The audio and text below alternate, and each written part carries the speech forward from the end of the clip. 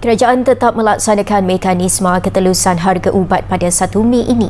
Menteri Perdagangan Dalam Negeri dan Kawasan Hidup Datuk Armizan Muhammad Ali berkata, draft perintah itu yang antara lain mewajibkan Perkhidmatan Kesihatan Swasta mempamerkan harga ubat sedang diteliti Pejabat Peguam Negara. 1 Mei perancangan kita dan Kementerian Kesihatan sendiri pun telah maklumkan adalah pada 1 Mei.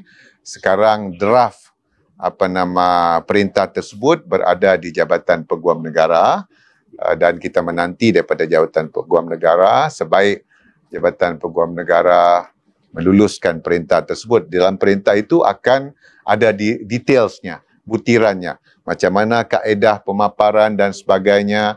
Jadi nanti kita akan kuatkuasakan. Datuk Armizan juga memberi jaminan bahawa penguatkuasaan perintah itu akan dilaksanakan secara berhemah pada peringkat awal. Pelaksanaan mekanisme berkenaan tidak sepatutnya dipetikai kerana ia bertujuan memastikan hak pengguna untuk mengetahui harga ubat-ubatan dan membuat keputusan ketika mendapatkan rawatan. Jelasnya perintah itu selaras dengan resolusi Perhimpunan Kesihatan Sedunia pada Mei 2019 yang menggalakkan kerajaan di seluruh dunia mengambil langkah bersesuaian bagi menjamin ketelusan harga ubat kepada pengguna.